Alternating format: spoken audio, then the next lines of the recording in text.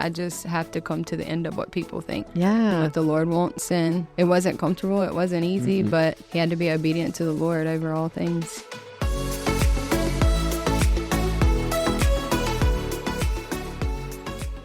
Welcome to the Created to Be podcast. We're excited to be back another week. We have a special guest. Darius is not at the table today, so we have someone sitting in Darius's spot, which we'll get to in a moment. But I am one of your hosts, Bethany Pygott, along with Justin, my husband. Yo. And Brandi is back at the table. Hey. Welcome back, Brandi. It's good to be back. We know you're excited to be back. Yeah. And have this conversation today. And our special guest is Madisyn Farmer. Hi. Most people, well, not most. I mean, maybe a lot of people know you as Madisyn Farmer now. But people in my life now. yes.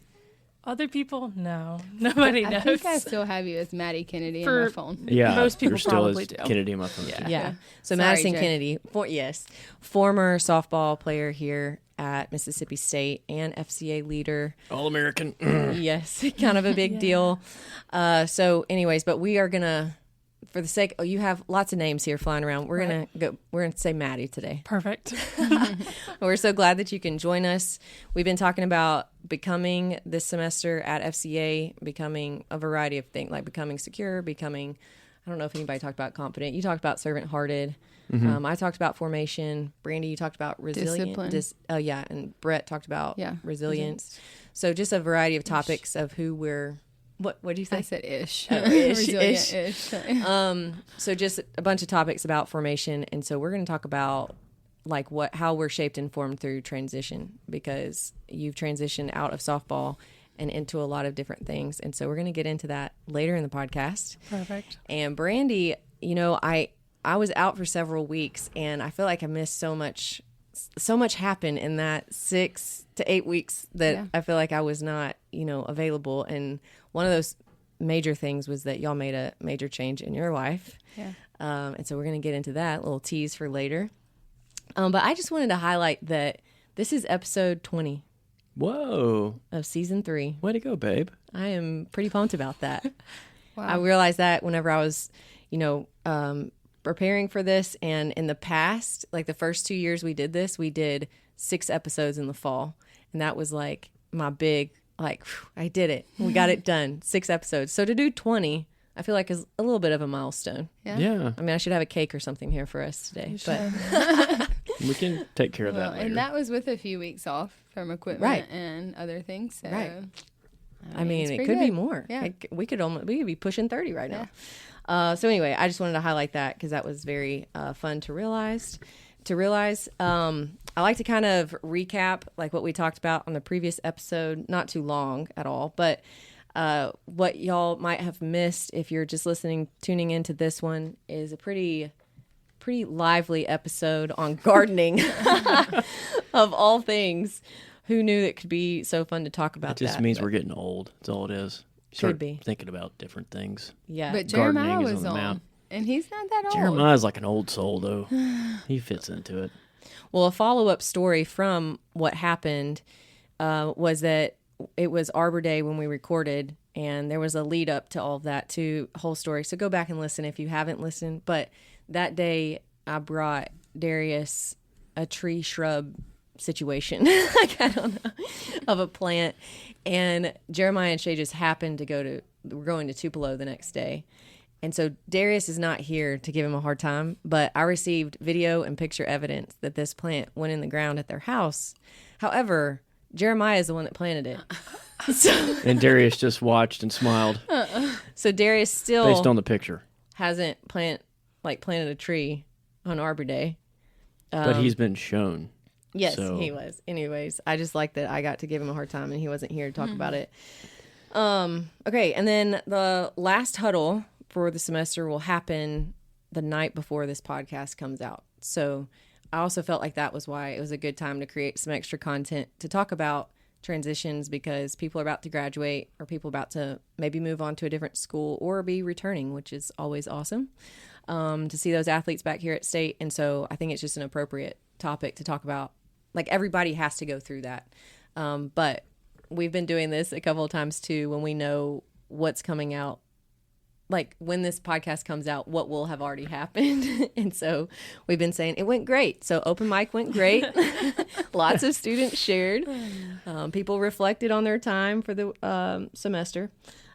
Anyway, but I'm excited to talk to Madi and Brandi today about these various seasons of life and transition and lessons that we can learn from that. Okay, so stretch time. Enough of all of that other updating. Stretch time today. This is something that I have thought about when I see people transfer to different schools. And Madi, you were at State the whole time? Mm-hmm. Okay. Yeah. So, I don't know. So we're all like, you were at State the whole time? Mm-hmm. Okay, we were all at State the whole time in our athletic Wow. careers. Through and through. Yeah. Wow. So I feel like we might be kind of opinionated or biased on the whole, I don't know, maybe we aren't on like the whole transfer thing, but and we don't have to get into that. But I have wondered, like, when people transfer, especially if they've been to, say, 4 different schools in 4 years or 5 different schools, what are they doing with all this gear that they get? Or coaches, because coaches travel Right. everywhere too. That's what I thought of when you Right. brought that up. Yeah. What do you... It's a lot of gear. It's a lot of gear. Mm-hmm. What did you do with all your gear when you graduated? You have it all? No, it took me a second, but there were some things where I immediately knew I wasn't going to use them. Yeah. How do you decide that? I went through my drawers and I was like, I like this. I don't like this. This is one of my favorite things to work out in. So I'm going to keep that. But I just went through and I just picked and I would let teammates. I was like, hey, I have this pile. Come over if you want to go through it. So a lot of times the underclassmen will come take it. And then you just put it in the locker room and say, it's a free for all. Yeah. You can all have it. Yeah. So. What about you, Brandi? Giving back. That's Madi. a good idea because I know transfers too, like depending on the time of year they transfer, they miss out on getting the gear from that year. So it gives them something to wear. I've seen stuff at Revolution. Yeah, I've seen that. Seen gear at Revolution. That's a I resale place in also town. did just give more stuff away too. Yeah. Because it's been sitting in my garage for a year and a Right. half. And I was like, it's time to go. Yeah. Yeah. So I took it to the Palmer thrift store. Yeah. Yeah. I mean, Yeah. That's a way. I've seen a lot of gear in Yeah. those Yeah, places. you're like, oh, that probably was a coach that just like it's really kind of sad when you know it's like super Yeah. fresh too. You're like, but Brandi, y'all's big news. Maybe you want to break it right here, but I have a question about gear. But so maybe you break your news. I mean, if people don't know already, surely people do. Yeah. So we made a transition after 17 years to leave one high school and go to the next rival high school at that. And so we moved from West Point to Starkville this spring. So 17 years Yeah. at West Point. Yeah. What did y'all do with all that stuff? So I think it depends on the person. I grabbed some stuff out to make like a blanket to have. Way and to if go, we have Brandi. enough, then we could do one for the kids too. But Brett's mindset was like, if I look back, I might get muddied in my decision. Like, Right. did I make Classic the male right response. decision? Yeah. Yeah. And so he was like, literally the next day, I got to clean out my closet. So we had all this gear. Thankfully, Jeremiah helps over there, and he's the chaplain, so we were able to let him look at it. But I brought him 3 bags of clothes and like 20 hats. Wow. And I was like, go through it. What you don't want, take to the field house, give it to some of the coaches, let the players look through it. So we did kind of what Madi did Yeah. in that respect. Yeah. I just was thinking about y'all like 17 years. Yeah. There's a lot of, like Brett's closet. He's like, well, I got to go shopping. He had nothing in his closet whatsoever. Yeah. Like, And as I was like just Googling some stuff to come up with ideas of like how to talk about this, I didn't even think about the affiliation with a brand like Adidas, the sponsoring brand too. Yeah. What are the rules on that? Like if you go to a school that's a Nike school, so if you get some kind of Adidas thing that doesn't have, say, Mississippi State on it, but it's something nice, can you wear that? I think it depends on where you're wearing it. Yeah. It's like, obviously, you're going to wear what you want to wear because you don't want to be in your gear all the time. That's why when I was in college, there would be days where I was like, I don't really want to wear Mississippi State today. Right. Yeah. 'Cause I'm in it Yeah. 24/7. So Tired of maroon. Yeah. And so I think a lot of people nowadays just wear what they want to wear, but it depends on the setting and the time that you wear it. Because So like you with just- NIL deals and stuff like that, I mean, I was even reading, I don't know that it's required, but like some kind of scrubbing even of your social media. Like if you have wow. new deals, I just things you wouldn't think about. But I mean, it makes sense. I don't know if that they like say you have to or else, but kind of like rule of thumb, like it's not a good look if you have all this other stuff when you're now with this new brand. Yeah. Yeah. That makes sense, but I never really thought about it. I know. Yeah. I mean, if you think about it, like Mississippi State Athletic Socials, like you're not going to have other brands on that. Right. Yeah. And so Right. like even if it is just like at a practice or something and there's someone that's not wearing Adidas, you don't post the Adidas. Yeah. Or you don't post the non-Adidas things. Right. So that's what I was going to say. Like if you're walking in to get ready for practice or Yeah, it's fine. game, like you can wear kind of whatever. Yeah, because people, they like to feel good, Yeah. look good, feel good, play good. Nice. You wear what you want. Yeah, walking like up. when you can dress up, go to the game, whatever you want to do. I mean, pictures are taken sometimes, so obviously they're going to pick and choose. Like if you have a Nike sign on your Right. shoes, they're probably not going to post your shoes, but you wear what you want to wear. Yeah. Yeah. So, in college, did y'all have people come in their high school gear or in other? Oh yeah. And what they would was wear that? their high school Letterman jacket. Oh gosh. And what would sometimes you with think stuff. of that? And we're like, dude, get that off. You're nobody I'm anymore. like, you're not. No. No, we're like, take that off, dude. You're here. Like, we don't Yeah. need to see that. You know, just There's a lot of unspoken people would yeah. mess. rules. I wouldn't mess with people a ton, but it was just kind of like, come on, man, let it go. Nice patches and stuff, but like, you know, doesn't matter here. Nice We pictures. all are in We're that all starting spot. over. Yeah. Like we're all at the bottom of the totem pole, so just kind of put that away. You want to go back home and watch your high school play? Wear that thing. That's fine. Yeah, they were high school stuff. Like I never wore, even though Picayune has maroon Uh-huh. and all the colors match. I didn't wear Picayune stuff here. See, I just don't even think I noticed, like, if people wear their high school. Now, a Letterman jacket, I never even wore my Letterman jacket, so I would notice that. Really, yeah. Yeah, but like a sweatshirt or T-shirt from your high school, I just be like, oh, cool. Like, I don't even think I would notice. I don't. Like now, today, I wouldn't care. But back when I was playing, Yeah. and you're on the team, it's like, dude, no, one heartbeat. You know, like get that out of here. Well, that's what I'm saying. It's like some kind of unspoken rule for like loyalty. It is. Yeah, well, I don't care about your high school no hitters. You're here now. Like, you know, it doesn't. I don't care about your home runs. Like over there. You got to prove that here anyway. Yeah, that's just kind of. I don't know. I could have been a better teammate there. I don't know. Well, I was totally ignorant whenever I came to a basketball camp here at Mississippi State. I walked on and I had just found like I didn't even know anything about the Georgia Bulldogs, but I guess at a thrift store in Texas somewhere I ran across this Georgia shirt, and then I don't know if it's cool anymore, but used to 20 years ago you would cut sleeves off of shirts and that's what you worked out in.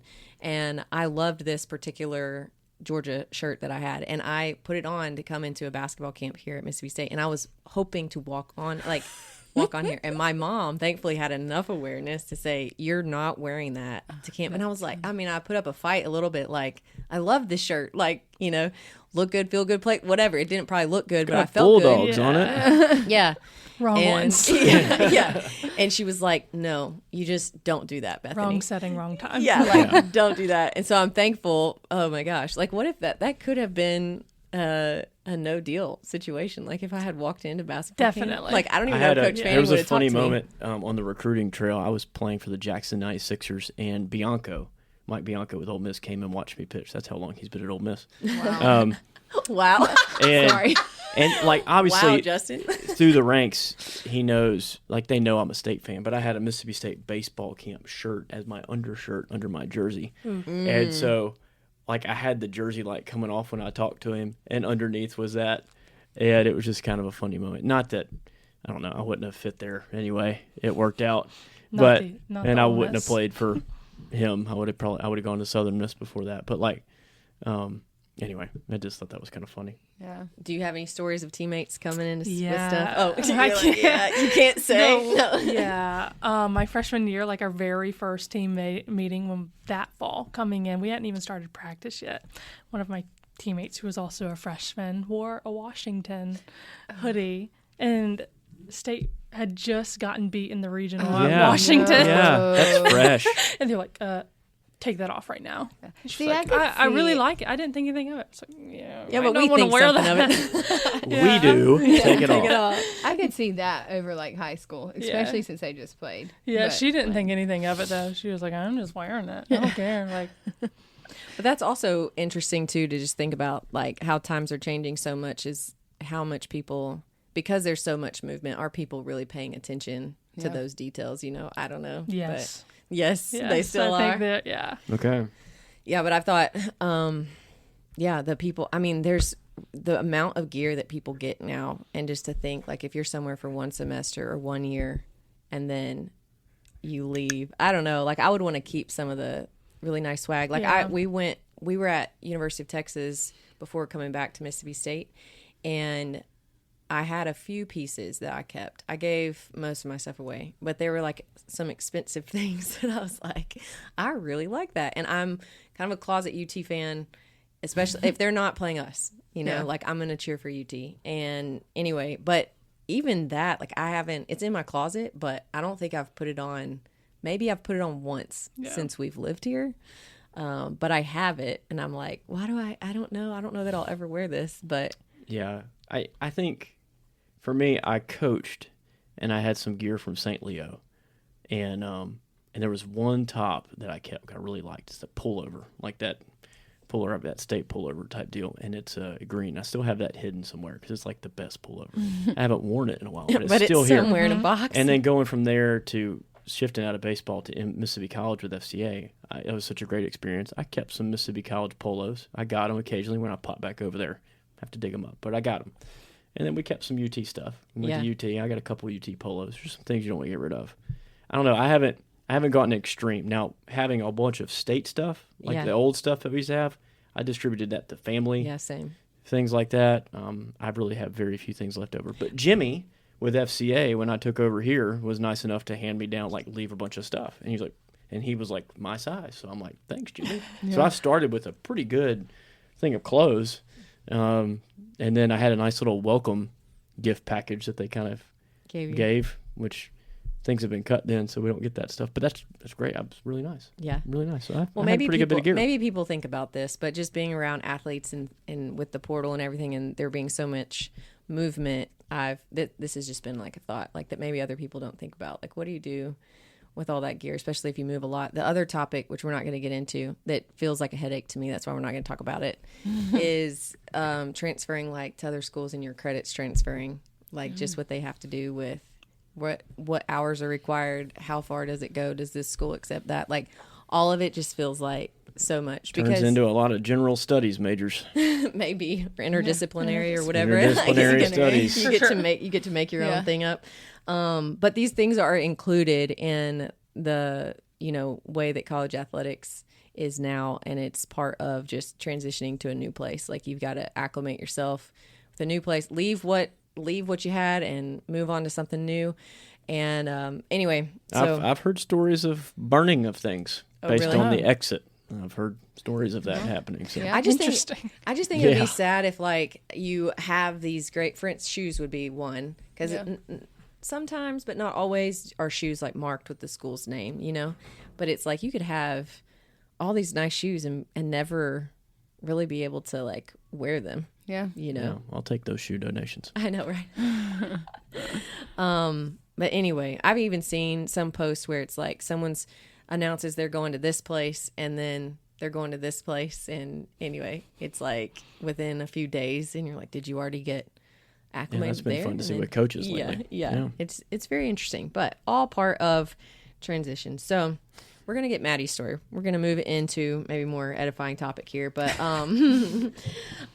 Maddie, would you just give people kind of an overview of your story, whatever you want that to entail? But you can start if you want, like, where you grew up, how you ended up at state, softball, how you got into softball. I can give you some more prompts because there's a few other things. Right. Okay, I'll start with that then. So I'm from Montgomery, Alabama, but like Pike Road area, which is right outside of Montgomery. My high school that I went there from K-3 all the way through 12th grade. Wow. Graduated in class of 36, so obviously from a very small school. Softball-wise, I've played softball since I was 3 because both of my sisters played, which I went to my nephew's 3-year-old soccer game recently, and there's no way I was actually playing softball at 3, but apparently that's the story. What, you're one of how many kids? Like, how many siblings? 4. Okay. No, 3 siblings. There's 4 of us. Okay. And you're what? I'm the youngest. Okay. So I have a sister that is 20 years older. Wow. My family's a little complicated. That's a story for another day. I have a 20-year older sister. She lives in Kansas. Obviously like me. didn't grow up with her. It'd be like me being your older sibling. Right. Yeah. And then I have one that's 7 years older and then one that's 4 years older. And so, yeah. Cool. I'm the youngest. Let's see. Everybody still lives in Montgomery of my family, besides the 20-year-older one. How you got to state? How I got to state. Okay. So I played travel ball since I was like 7. Obviously traveling around the country all the time. Since I was 7, yeah. Sorry, that just so I got into travel ball accidentally. What? So obviously, like, I loved softball, but like my sister was going to try out for a travel ball team in Birmingham, and walked up, and they're like, "Is it just her trying out, or is it you two?" And we're like, "What?" She's like 7. Like, "Yeah, we have an 8U team." So I ended up having my softball bag in the car. Wow. And so I ended up trying out for the team. Terribly enough, my sister did not make the team. But you did. She was trying out for, but I did. Typical younger sibling story right there. That happened. So yeah, that's when I started playing travel ball, and I guess was on Birmingham team, another Birmingham team when I was 10, and I was on them for a few years. And then I switched to a New Jersey team, which we never practiced, like, obviously, because we all lived all over the country, and we would just meet at tournaments and play. Wow. And that was, like, the time where we were starting to get recruited. So it was when I turned, like, I think it was 7th or 8th grade. That's when I started playing for them. Had to be 7th. Wow. And, yeah, just meet at tournaments, whatever.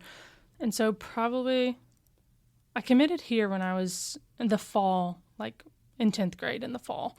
But I always wondered how state found me. Like, I never knew. So I got invited to a camp here that same fall. I don't know how. My coach was like, "Hey, you got invited. They want you to come to a camp. Like, do you want to go?" I was like, sure. It was one of those, like, whatever, elite prospect camps, whatever. And I was on the team where, like, none of us were committed. Like, there was a team with all commits, or that we knew they were, like, probably going to go to state. And we were the team that was like, "Hey, you guys are here." And then we ended up beating everybody. Nice. It's like we needed a team for them to play. But I feel like it was my sophomore or junior year here. I ended up asking Ricketts. I was like, "So how did you find me?" Like, I've always wanted to know. She was like, "Oh, it was at that tournament in Chicago." And so I wasn't supposed to be at that tournament. But the organization that I played for, like, I was in 14U at the time, and they asked me to come play with their team. And so got a flight to Chicago, played with them. And then she was coming to watch Montana Fouts. I don't know if you guys all know. Yes. She was already committed, so maybe it wasn't her. But Say that name again. Montana Fouts. Alabama pitcher. Yes. Probably Mount Rushmore of pitchers. Okay. Nice. Whoever she was coming to watch, like, I think that she was on the team that Montana Fouts was on. Maybe. I don't know. I know I got a hit off of Montana Fouts at this tournament. Nice. Because I knew she was committed to Alabama, and I was like, wow, I just got a hit off her. But she was coming to watch somebody, and then I was playing short, and she was like, "Oh, who's that?" And they're like, "Oh, yeah, she's like 14, whatever, 15.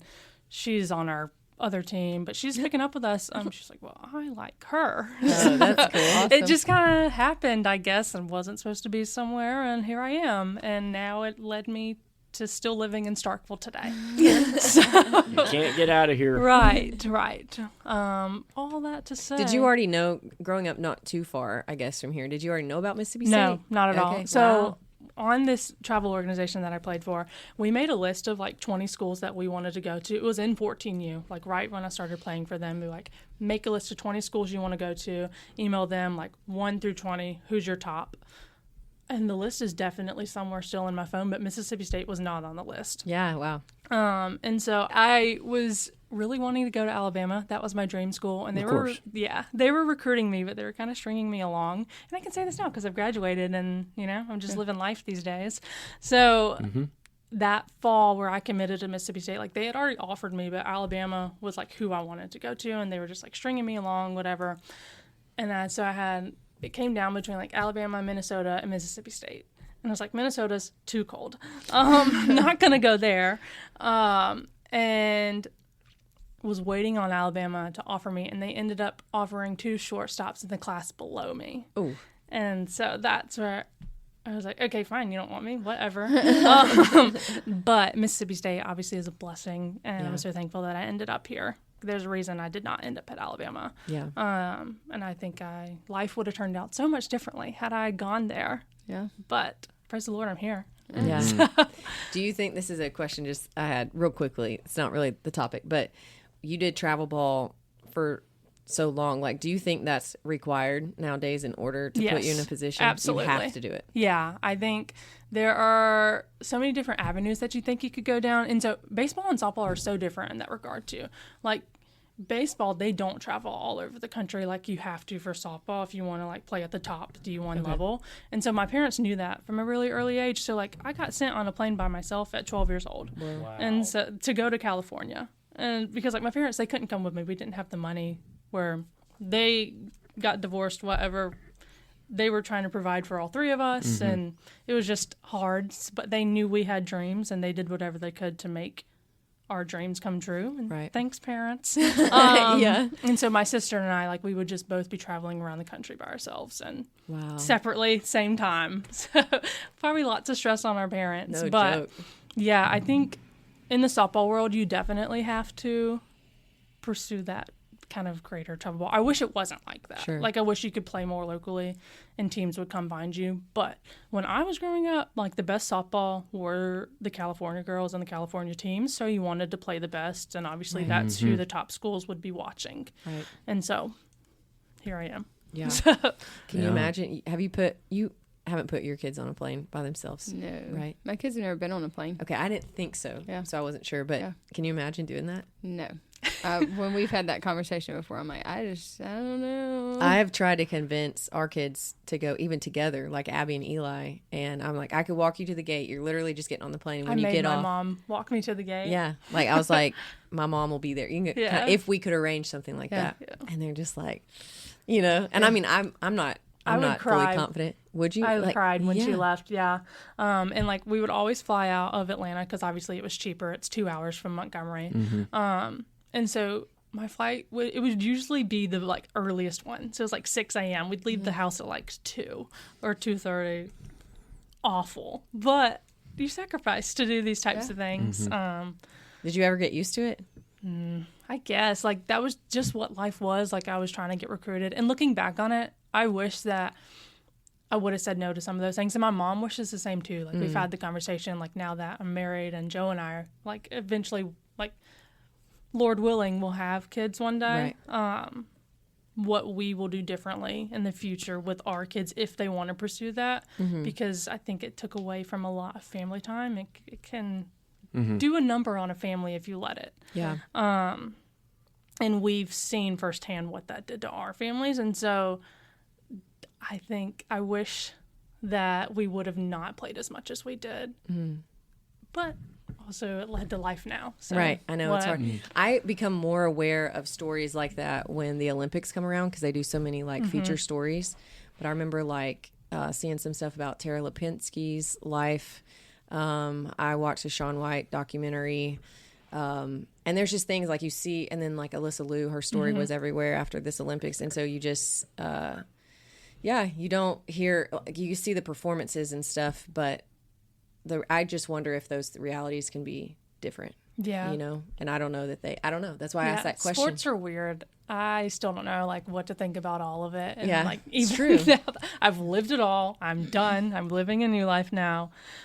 But there's so many good things that came out of it, but also so many things that were not great. Right. And so a lot of things that I would have liked to have done differently, for our family to have done differently, it's just is what it is these days. I know. Yeah. We talk about like if our kids show a lot of like motivation and interest and intrinsic motivation, I think that, we would consider some of those sacrifices, but we're not like itching just to like push them into sports because of what you described. Like we've been at every level of like division 1, 2, 3, and you see different things at each level, but it's not always all that it's cracked up to be.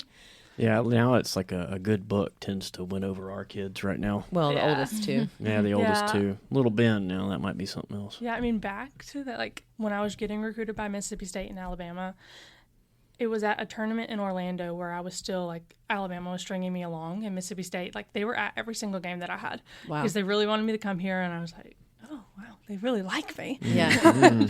And Alabama was watching too. And so I was playing with my team, and then our older 18U team in the organization that I was playing there as well. And so I played 5 games in a row one day because I was trying to get recruited. And I was like, I cannot believe that I literally played 5 games in a row. Like, my game would end, and they'd be like, okay, he wants you to come over here and play because so-and-so's here to watch. Whoa. And then I would have to go back to my team and play, and then back to his. It was a whole mess. And, like, I was like, I don't even think I ate that day. And I was dead. And my mom was like, yeah, I really wish I didn't let them do that to you. I was 14 or 15. Yeah. And she was like, I wish I didn't let them do that to you. Like, that was not worth it. Yeah. And, like, I don't see why I did that. And so if we could do that again, we would have said no. Yeah. But good to know. Well, it is a different world, like football. Brett doesn't understand all the traveling. Yeah, it's crazy. He's like, why? And I don't know why that's so different. Like, why football? So there's football. There is for like little kids. I was about to say that, but it's like local. But no, there's not. So that's why he doesn't understand the travel world. That's what Joe thinks football is the greatest sport because I see what you're saying. He doesn't understand it in that sense because football doesn't run that way. Yeah, it's pretty much you just play with your high school, you train, and there's not those outside opportunities. Yeah. They do travel when you're younger, but it's like local travel. Yeah. Just to get you prepared for junior high. Those recruiting budgets for football is a lot bigger, too. Yeah. And I think that might have a play in it because they'll come to you. Yeah. You don't have to go to something big to be seen. And, like, all softball coaches go to Chicago, go to that big tournament and whatever to go. And that happens a lot more. They have that for baseball still, too. Like, they have those big perfect game tournaments. And, well, those were crazy. But they have camps you come to for football, which is that's how Brett got recruited. 7-on-7 camp. That's the good old way of recruiting. The prospect camp now. I mean, a lot of the coming back differently. A lot of those sports do that. Like the sports here have at least like one elite prospect camp kind of thing, which is interesting. Okay, so Maddie, I'm like speeding through your story. You played at state. You had so many honors, All-American. Sorry, that was a lot that I did. No, that's good. But then you met Joe, who is your husband now. Yes. And then you played professionally for a little bit, right? Yes. And then you're in OT school OT school. Yes. So what do you want to say about any of that? Getting her doctorate. Getting my doctorate degree. We're almost done. And you also you do some of the broadcasts of some of the softball games. So. Life is busy and crazy, and it's a lot different than it was.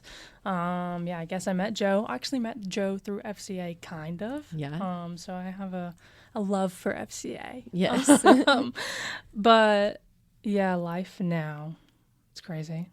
I remember being at the huddle and seeing y'all sit next to each other. And was like, huh? Yeah, it was and y'all were like, the fall that you came in, and that's when we started dating. Oh, really? Yeah. He actually, how I like found out he liked me, it was he asked to take me home from an FCA. Like, he took me there because we like this friend group that we had, which is kind of how we met, but also through FCA. We had dinner at my house before, this whole little friend group. We all went to FCA, and he drove me to FCA with some other people maybe. But then he was like, hey, can I take you home? And I was like, oh, no. It's like, he likes me. And I freaked out. And I told my friends, I was like, guys, I think Joe likes me.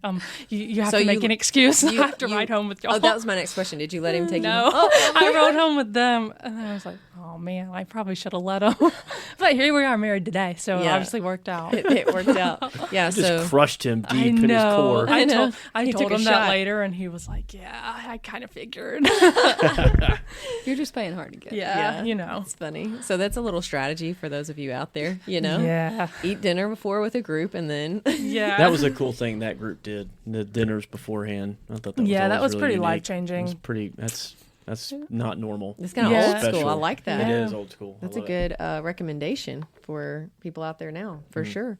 So I just want to... We don't have to get into those other areas yet, but the questions that we'll ask about like transitions in life might hit some of those other things that you've done since leaving softball at Mississippi State. So I just wanted to make sure people knew you had other things you had to navigate once you left that we'll refer back to. And then Brandi, y'all made this decision to move. So I just, whatever you want to share about that, like what that was like. And I'm going to ask more specific questions, but yeah, it was the longest, quickest decision we've ever had to make. Which you've been presented with this before. Yeah. Right? Yeah. So. Yeah. And it was wrestled with then some, just the timing wasn't right. And so I think maybe that prepared him a little bit for it, but it was still just, I mean, I think it was only maybe a week span, but it felt like an eternity. Yeah. And so just trying to figure out and navigate. And we really, honestly, had you been here, you probably still wouldn't have known. We didn't tell anybody because we didn't really want outside pressures. We were just kind of like taking it to the Lord. And I literally saw a mutual friend on Facebook like post this picture of like this decision or whatever news source it came from. And I was like, this is a very credible person. I don't think she would be sharing things that are not like that's fake news or something out there. But then I screenshotted it and sent it to our staff text and was like, Brandi, tell me this is true. And then crickets. Like I think we heard from Brandi like 4 hours later. Yeah, like, but we all were chirping. Yeah. Darius said something. I was like, hello. I know. We're like, do you need to tell us something, Brandi? It's like a clock emoji. Like we're like waiting. That in that moment, my phone was blowing up. Oh, I bet. I went for a jog and I talked to no one. Yeah. I was like, I can't do this. I answered. Drake's teacher called me. And I was like, well, I got to answer because it's a school if something's wrong. And she was like, Drake's okay. I just wanted you to know. Because we were real concerned, like how he was here, but 2 boys were in West Point still. And they loved their friends there. Just like what that was going to look like for them once the news got out. And so... which was kind of a mixed bag. You don't have to name names, but I mean, there was some good and some bad, right? Yeah, I mean, it was tough because, I mean... the boys were finally settled, I guess, in their new spot. And so, like, to be able to have to, like, transport them back.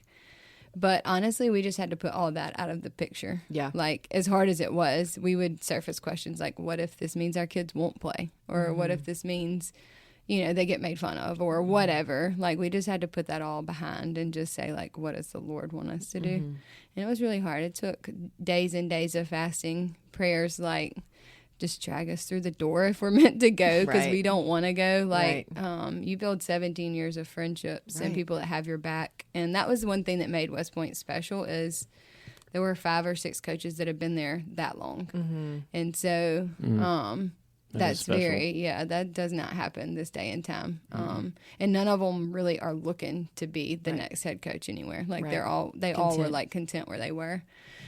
And so honestly, at the end of the day, the people that mattered the most understood. Like when it was presented and Brett just explained everything. Say that again. Like the people that mattered the most were the ones that understood. Like they got it. They didn't fully understand completely, but they were like, they knew credibility. They knew that it was something that the Lord was asking them to do because he didn't want to turn his back on his people. Yeah. So I think one thing that is hard whenever you make certain decisions to transition out of something, I think it's very human nature to want to be able to articulate the why. And sometimes there are reasons. I mean, just in the various decisions that we've made.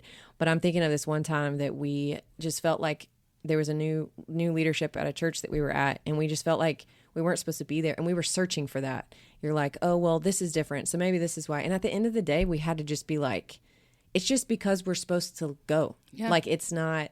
I'm not going to throw this person under the bus, or I'm not going to say this, or like build this case to give myself like, oh, I feel better about this. It's just sometimes you really can't explain it. Yeah. It's just like, but it's just, you want that because it feels like something can make sense. And then it's easier to transfer to somebody else. Well, this and this and this, and then they can understand. But I mean, it goes into that, like, who am I fearing, the Lord or man? And I can't like bow down to that. Like, I'm not even hiding anything. Right. Like, that was what Brett ultimately said was like, I just have to come to the end of what people think. Yeah. And what the Lord wants. And it wasn't comfortable. It wasn't easy, but he had to be obedient to the Lord over all things. So, and also one thing that has been, I don't know, Maddie, this will be maybe helpful for you in the future or anybody listening, but we're at the stage of our life too, where Justin's 40. I'm not quite to 40 yet. 41. But are you 41? I'm 41. Oh my gosh, you just got stuck at 40 for me. Okay, well, that's fine. I'm not 41 either. But where you kind of like, y'all had been there for 17 years, So I do feel like there is this point where you get to in life at a certain age where you kind of are getting to a point where you either are making a decision like, I'm staying for the long haul. Yeah. Because I won't make a move after that. Like, you know, you're like, how many more years can I do the thing that I'm currently in? Because this is probably the only moment that I could do this other thing for 20 more years, whatever. Yeah. And so that's a question I'm learning. If there's any change, it's like, can I do this? Can I see myself currently in my situation till retirement? Yeah. And then that kind of helps be like, oh, maybe or maybe not.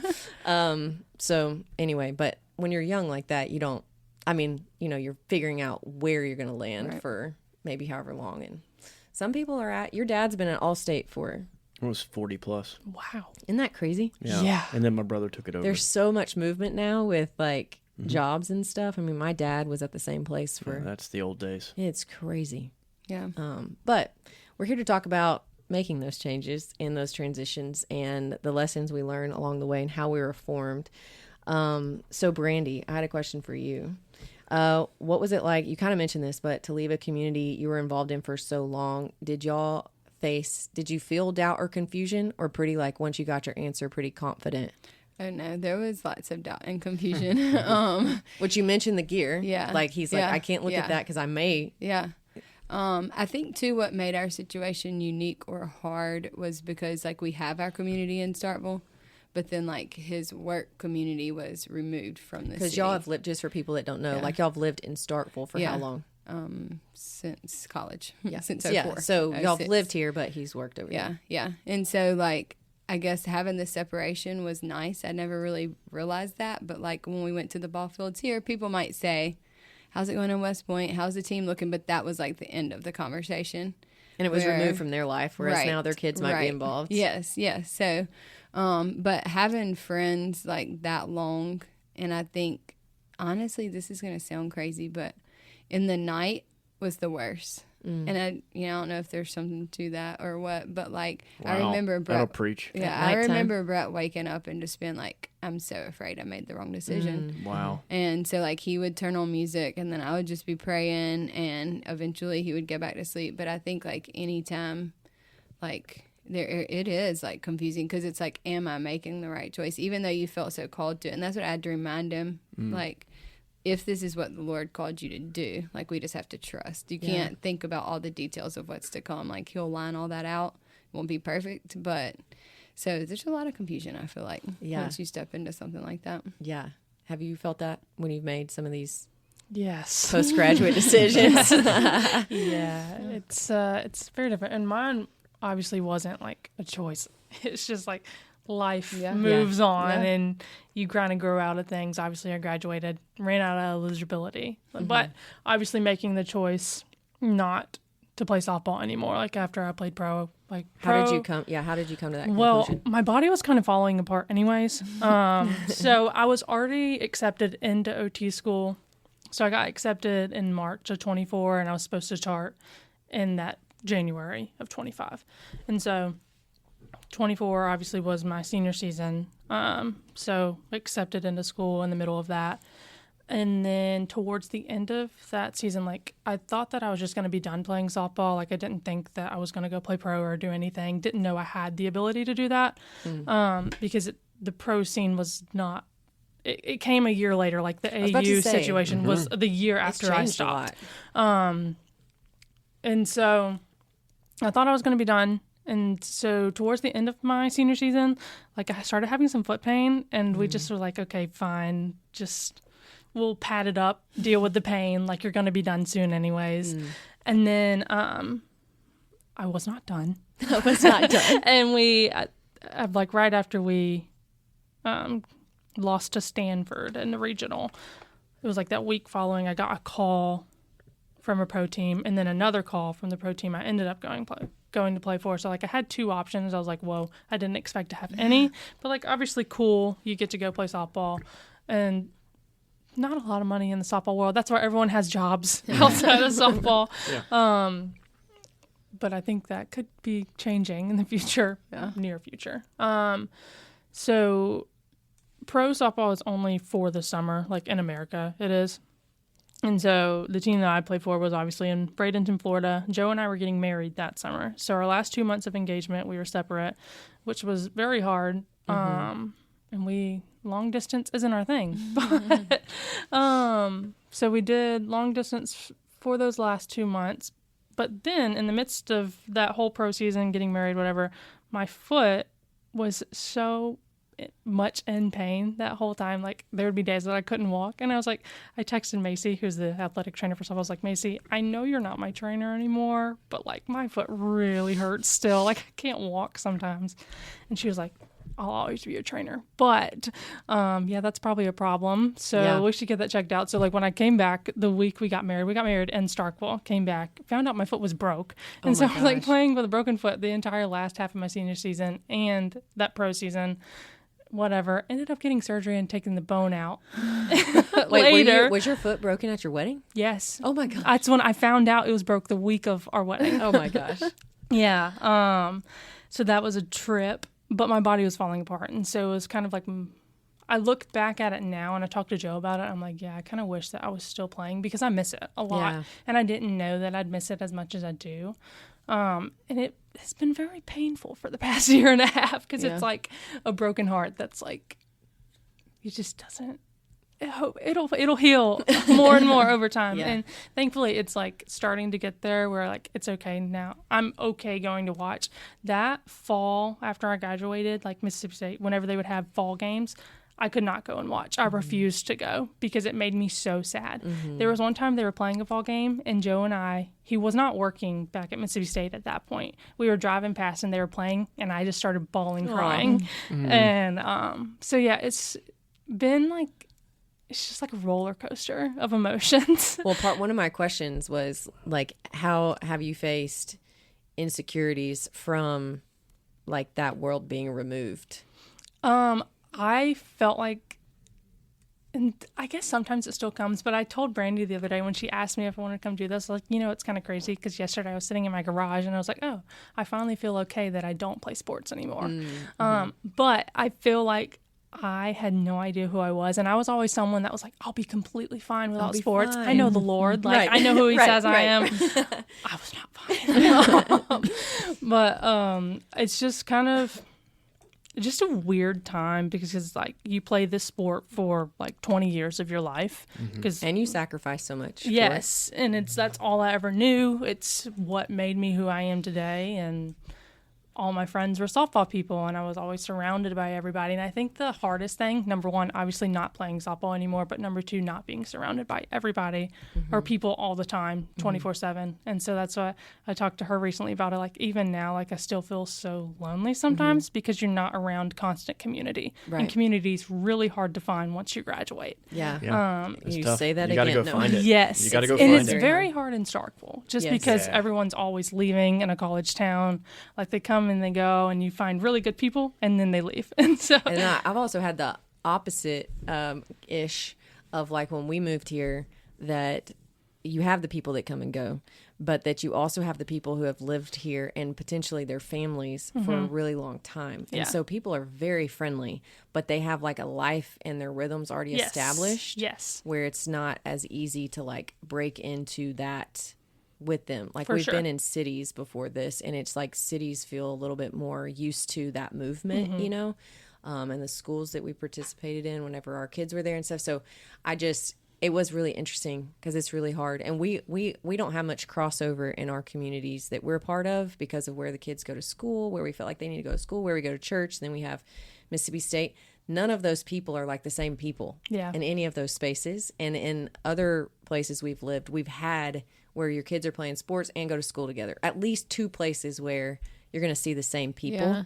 And we don't have that. And so it's just very, I'm like, what is with Starkville? Like, this is really hard. Yeah, because it's a small town and you expect to see everybody everywhere. Right. And so it's just weird. It is weird. But we love Starkville. That's why we're still here. Like, we loved our time at State, and obviously Joe works for State now, and he loves what he does, and praise the Lord for that and working all of that out. Starkville's weird. Yeah, Starkville's weird. But we do love it, and I don't know. So you said that as you had this realization yesterday. It was like on a couple of days Monday ago. or Tuesday. Yeah. I don't know whenever she texted me, Yeah. I was like, oh, yeah, I had this realization yesterday. That I'm okay with this. But So Some days I'm okay with some it. days I'm okay. okay, so what has been like in just being able to reflect on the decisions? Are you like content with those decisions that you've had to make to this point?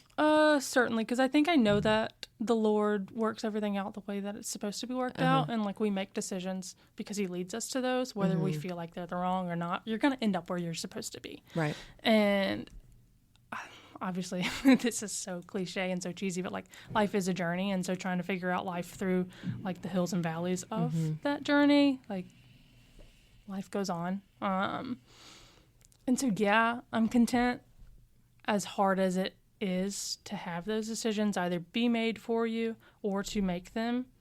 You have to figure out a way to be content with it and just learn life now and live it now instead of being stuck in the past. Yeah.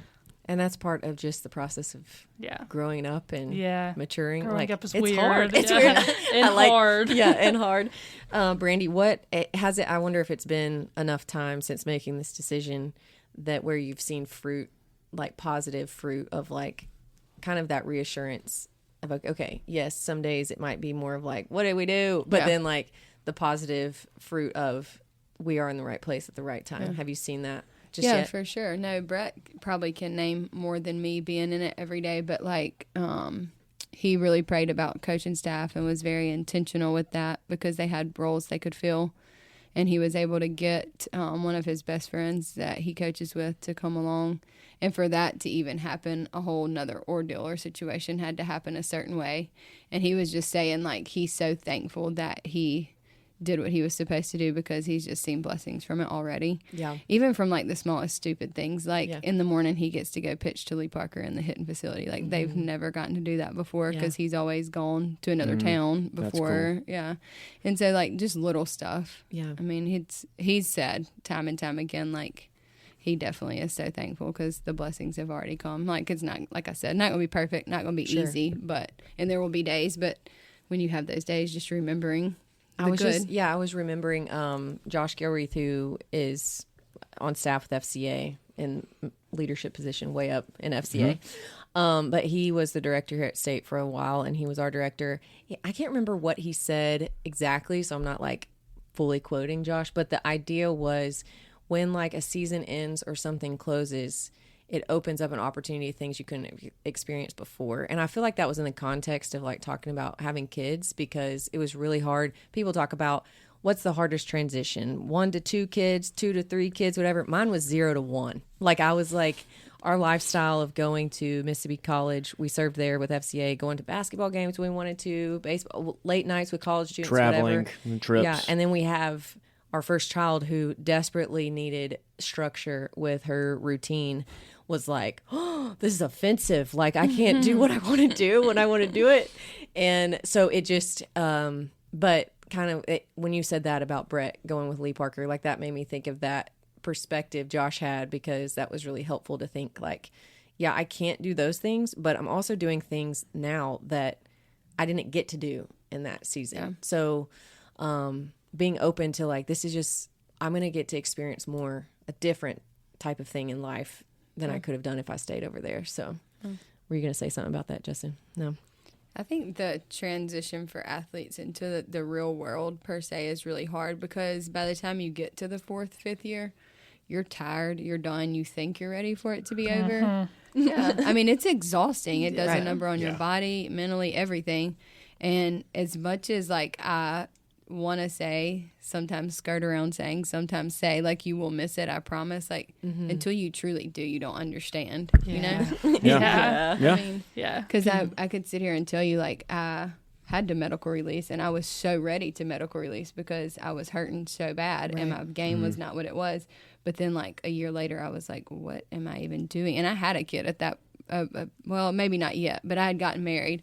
And so I was like, what am I even doing? Like, you don't realize that you're going to miss it as much because it's a familiarity you have with life. And like you're saying, I think like the sport of it, but I don't even think that's the big thing. I think, like and the I'm not community, like the people. I mean, the road trips, the locker room, all that, all those shenanigans. It's just great. It's like it gave you a purpose in life, and like you were working towards something, and now you're like, what do I work towards? What am I doing? Well, and the ease that's a of good your point. days were scheduled. Yeah, You for dominate sure. the day. Yeah. It's set for you. I had a really hard time transitioning into a coaching job after where I had to make my day. Yeah. It was really challenging. I only lasted 2 seasons because of that. I think too. I had a hard time. Yeah, and there's just a grief. It's just grief. Yeah. It's grieving, and we don't talk about that at Yeah. all. You don't talk about grieving enough. We just think it's after a loss of a family member or something you grieve. No, it's a loss Any of. loss. This is a big time loss. Can guarantee I definitely grieved. Yeah, that's what it was. That's when you Yeah. drive by and you cry because Yeah. it's grief. Thankfully, and it's I don't okay. cry anymore. Yeah. Thankfully, you can go Yeah. participate. What if you were sitting on broadcast and started crying? Well, that first season, after that I broadcasted, it was really hard sometimes. I was like, I don't want to do it. Like, Yeah. I enjoyed it, but it was hard because I knew most of the team. Yeah. And so I think this year that's why it was easier, because I don't know Yeah. most of them, because like half the team was new, and really I only knew like, or only played with a couple of them. And so it was much easier this year. And I was like, I can like actually talk about the game, not have any associations, not feel like that's where I'm supposed to be. Yeah. Right. That's probably why it was the hardest, because I was like, I feel like I'm still supposed to be there, but Yeah. I'm not. Yeah. Yeah. So, Yeah. yeah. So one of the things that transitions do is expose areas maybe that we didn't know that we needed to grow. I think it also exposes where we have grown. Like if you have gone through other things before, you've gained some skills, maturity, things like that, to be able to handle the next thing a little bit different. So I guess you can go whichever way you want with this question or answer both. But like, what skills have you noticed? Oh, this is a little easier because I went through that back there. Or what has it exposed that you're like, man, this is really testing this part of me, or whatever. Does that make sense? Yeah. Yeah. Anybody can answer. I'll go first. You got it. Yeah. I would say for us, it was just like complete trust and obedience, because we tend to trust in our own selves a lot more than we like to realize, or be, like go on our own business doing things. And I think to fully surrender brings you to a whole nother place. And in that, like when that decision came, we just continually like prayed, played praise music, fasted, and I think that was definitely the longest time I've ever fasted. And I would recommend that to anyone. Like if you have a decision to make, and I mean even just on a regular basis, like it just like brought so much clarity, even though things still seemed foggy. I can't explain it. Like it was just it does bring a lot it was of just clarity. like a great experience to go through. And you had to make, a year ago, Yeah. has it been longer than a year really? Yeah. Because, Yeah. but you had to make a decision about if you're going to keep teaching or if you're going to be full time. So I Yeah. think it's really interesting that you It was about a year ago. Yeah. walk that road, and to be like here Yeah. in Starkville at Mississippi State. And then, I don't know, it's just interesting. Like if you had not made that decision, would y'all be, Yeah. I don't know. You never know how the dominoes will fall. Yeah. But that's kind of crazy that y'all had to do that like back to back. Yeah. I don't know that many people have. Well, and then that year we took all of our kids to West Point except for Lee Parker. So I feel like the last 2 years have just been like shuffling. Change has never been a thing for me. Like I'm go with the flow where the wind blows. I've always kind of been that way. It's much harder for Brett, but also like I consider myself a loyal person, but he considers leaving like you're just abandoning all things. Right. Like that's like no loyalty whatsoever. And he's like, I'm over here preaching loyalty, and then what am I doing? Like, and so I think change is okay, but it is still hard. Because there's relationships involved. Yeah. I mean, I know I had to make a change one time in college. I got a job, and then some other things panned out to work for the women's basketball team. And I was really wrestling with that because I had given them my word or whatever. And somebody had told me, like, it probably was Josh, but like how, like in the business world, people do make decisions based on other things besides just like, oh, I'm supposed to be here. Like there's a lot more factors. Yeah. So it was helpful to talk to somebody that had a very much outside perspective than just this little bit that I could see, and how not everybody interprets the situation how I am or whatever. Kind of gave me more permission to like think a little different about it. What about you, Maddie?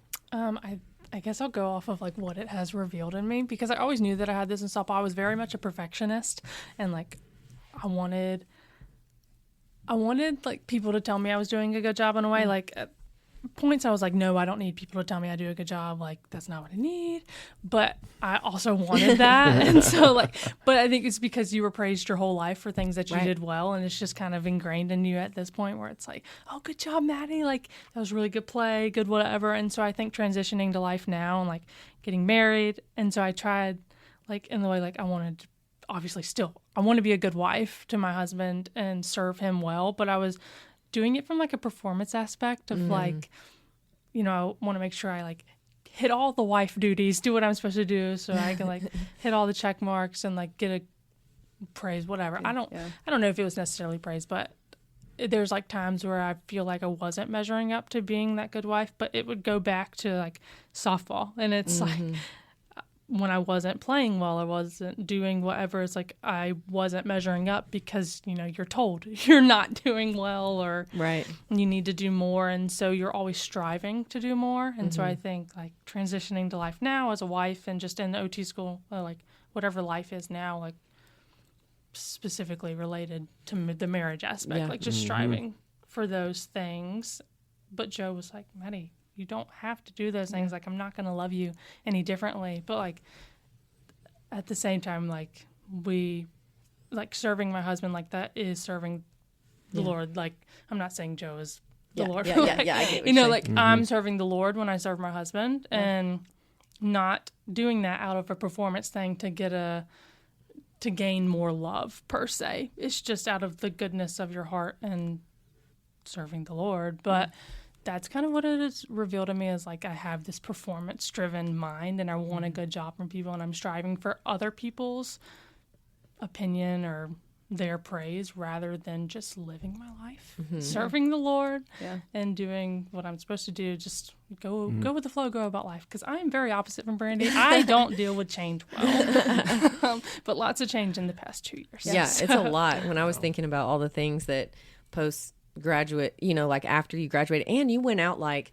on top, like you were getting all kinds of honors. That's what made it hard, I think, because I was like, I wonder if I like didn't do well my last year, if I would have been better. And I've always wondered that, which is why now where I'm like, man, I wish I could still be playing. And like, I'm like, I wonder if I unretired, if I would succeed.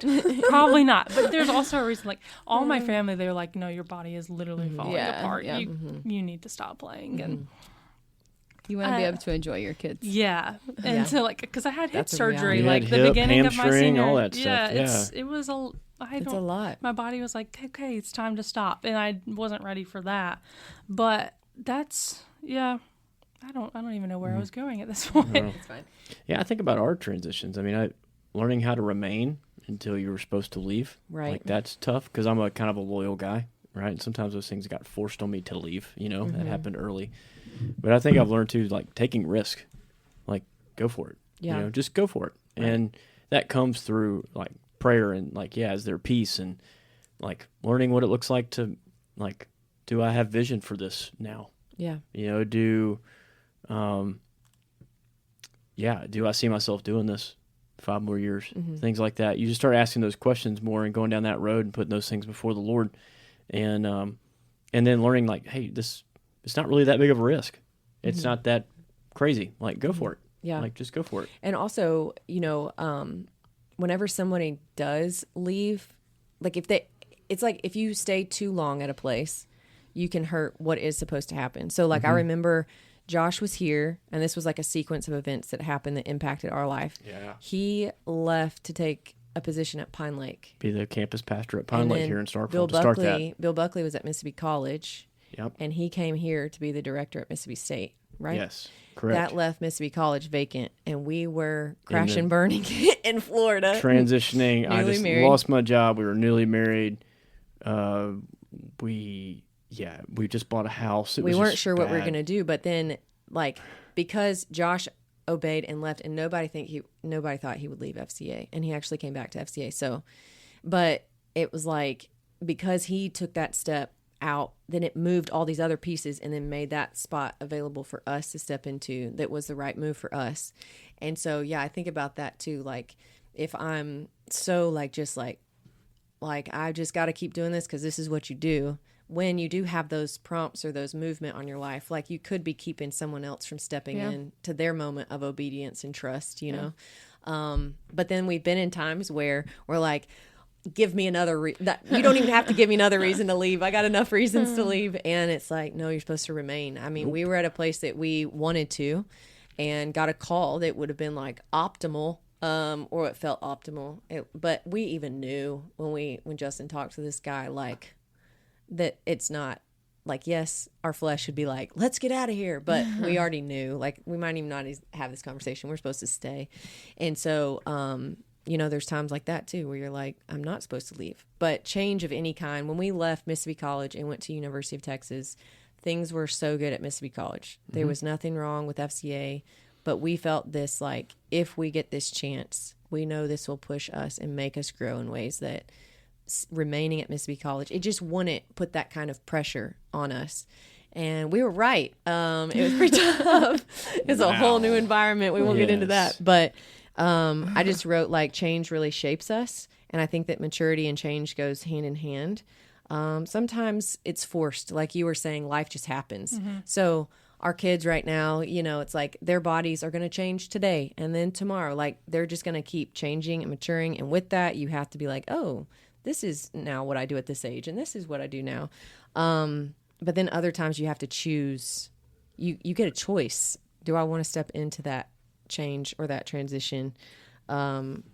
It's, you know, it's hard, but ultimately, if you want to grow, at some point you're going to have to be in this position of change that, you know, you're forced to change, and then you mature in that way. So one last question it was that I wanted to ask is, what keeps you grounded, or what has kept you grounded when you've had to step into change and transition?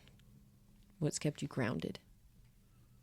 I mean, I think we can point the obvious, clearly, relationship with the Lord, but I honestly think my relationship with the Lord changed from sport to now, because, like, all I ever knew was the Lord through sport, because that was my whole life. And that's I was a great like, point.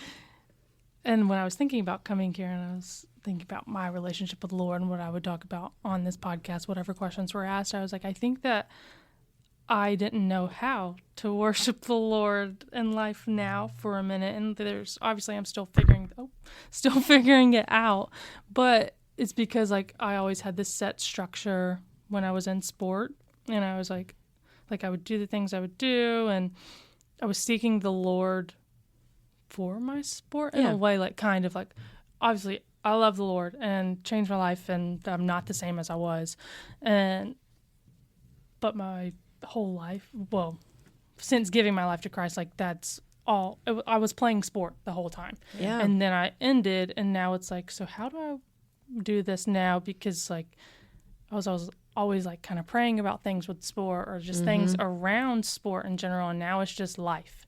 And so I was like, I feel like my relationship had changed, but it's not that. Like, yeah, relationship changes, but the Lord never changes, and he remains the same. It's just like, I'm in a different stage of life now. And relationships do look different in stages of life, and your relationship with the Lord changes, like, how, like, obviously I'm talking to the Lord about different things now than I was then. Yeah. So I think that could be a whole podcast. I've never even thought about that. The but Lord's not wearing that Mississippi State hat anymore. He's thrown that gear away. He's thrown the gear away. No, but just the thought of, like, I know that I stepped away from FCA in 2019 to focus on some other things, and we were also, like, raising our kids in this school that it required someone to be home 3 days a week to, like, teach them at home, and then they go to school the other 2 days. And I was that person. Now I was starting grad school and stuff. But one of the things that it kind of exposed when I stepped away from FCA was mine and Justin's connection in marriage. And we had this realization of, like, so much of our marriage has been sharing spiritual experiences through FCA. Does that make sense? So it was like, when we removed that piece, it was like, well, how much do we enjoy each other in general without that? Yeah. Like, and that kind of scared both of us, I think, a little bit. Not scared, but just was, like, eye-opening of, like, yeah, like, let's think about the things, what do we do that we enjoy together that's not FCA or my example is like lifting up a rock that's been there a while, and you're like, "Woo, what's under this rock?" Yeah. It was just kind of like, "Wow." Yeah. So that's what I was thinking about when you Yeah. said that. It's like you've had these shared experiences with the Lord in sport that have been beautiful and awesome Yeah, and that's- transforming. Yeah. But then you don't have those anymore, those experiences. And so then you're like, well, wait, what? Yeah. How do we do this? Yeah. How do we do this without that? Yeah, because life seems a lot more boring now. It's not boring. Yes, Things are so good, but you have to like Mm-hmm. do a lot of different Yeah. things to make it interesting these days because things just don't happen like Right. they would in sport. And so that's where I say, like, you know, the Lord does remain the same yesterday, today, and forever. Right.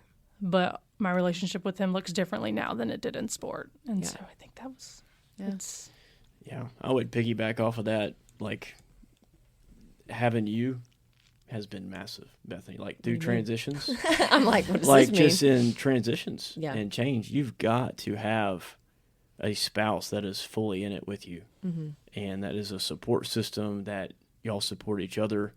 I mean, the conversations that we've had and the moments and supporting each other and being each other's biggest cheerleaders and fans, but then also shooting us straight. You know, I feel like you've redirected me I'm quite okay a bit. I don't know if I've done that a lot for you. I mean, there's been some times to encourage you and pull you off the ledge of some stuff because it was tough, Yeah. you know? So just reiterating the importance of having a great spouse. Thanks, Justin. I appreciate that. What about you, Brandi? Keeps you grounded in transition and change? Seeing mean, straight. Yeah, I would just say I'm kind of like Madi. My first and only answer I can come up with is just my relationship with Right. the Lord and seeking Him.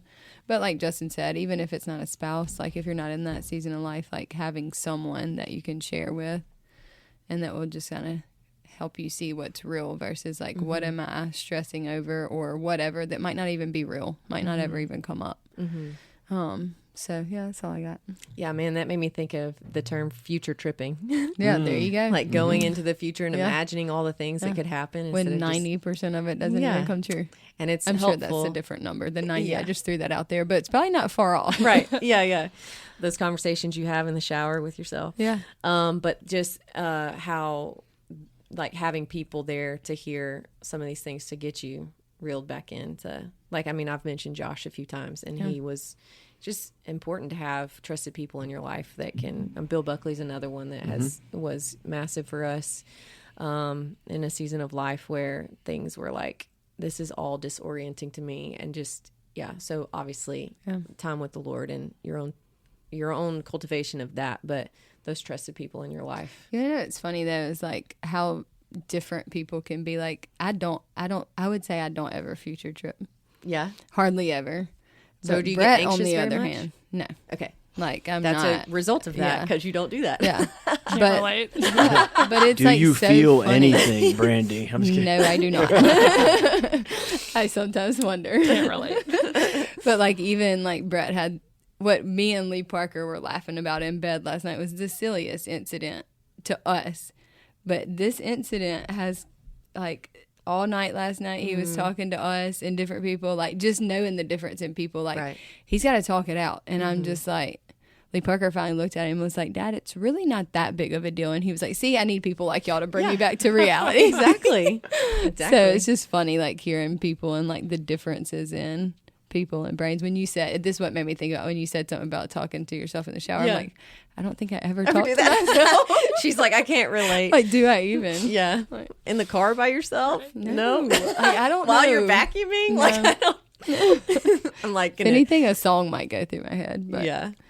Where do you talk to yourself, Maddie? In my head all the time. I All don't the really time. talk out loud that much, but I have things going in my head constantly, and I run through 1,000 different scenarios. Like, I start my next clinical rotation on Monday, and this morning, Joe was getting in the shower, and I had fallen back asleep, but I dreamed. I was like half asleep, Oh, half I know. half awake, but I was dreaming about what was going to happen if I don't do this specific thing when I get there on Monday. I was like, wow, that is so crazy. Yeah. Look, Don't do that. if you do find me, I do talk to myself. I will just say I do that. And Abby and I went to Costco last weekend. We had some things to do in Jackson, and I had the most awkward experience where I guess I was saying something to myself. I don't know. And I opened up the stall like to go wash my hands. And this lady, at the same time I'm coming out, she comes across and looks at me and goes, and I know she had to hear me like muttering or whatever. And she just, hi or hey. And I was like, Hey. I don't even know if I responded because I was like, you don't know what I was talking about. Why are you talking to me? I don't even know you. I came out and I was like, Abby, I had the most embarrassing thing just happen to me. But I was like, I guess I shouldn't be talking to myself. That's the South right there. I know. I was just like, okay, hi. Hey.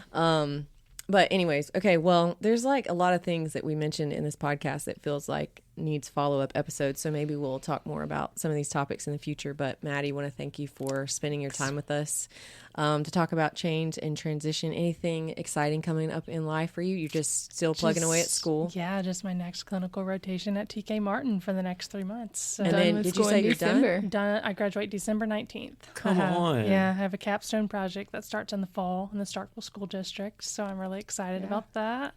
And then I'll graduate and hopefully have a job. Yeah. So if any OTs listen to this, please hire me. Thank you. Greatly That is my appreciated in advance. And Brandi, do y'all feel pretty settled in? I think so. Okay. We're in the middle of spring right now, so once that gets over, I feel like we'll be able to breathe a little bit. Maybe. Who of your children, were they in West Point at the beginning and then came to Starkville midway through the semester? Luke and Brett Daniel both after spring break moved back over. That's crazy. How was that? It was okay. Luke was really excited. Brett Daniel was excited, but he was kind of Did like... they have to do that? Like, what was the... No, well, Brett wanted them to do spring football here. Oh, I see. Since in the fall, this will be their team. I gotcha. So they had Makes to miss sense. like the last little bit of their baseball season there. So it was kind of hard because Brett Daniel was really living it up with his baseball team. They were having a good time, and I don't know. He just said it was kind of weird being dropped in a new place in the last 9 weeks, not even semester. But I love the story you talked about fine. Luke. Yeah. That you were like, do you want me to walk you in? No, Wasn't no. it him? Yeah. He's like, no, I'm good. I'm good. He's like, Mom, no. I'm like, okay, just checking. Okay. But anyways, well, it's always a good hang on the podcast. So thanks for being here today. And of course, we look forward to chatting more next week. Thanks for listening to the Created to Be podcast. To learn more about FCA at Mississippi State, visit www.msufca.org and follow us on Instagram at HailStateFCA_. If you would like to become a financial partner, visit www.fca.org/donate to sow into the work God is doing through FCA at Mississippi State.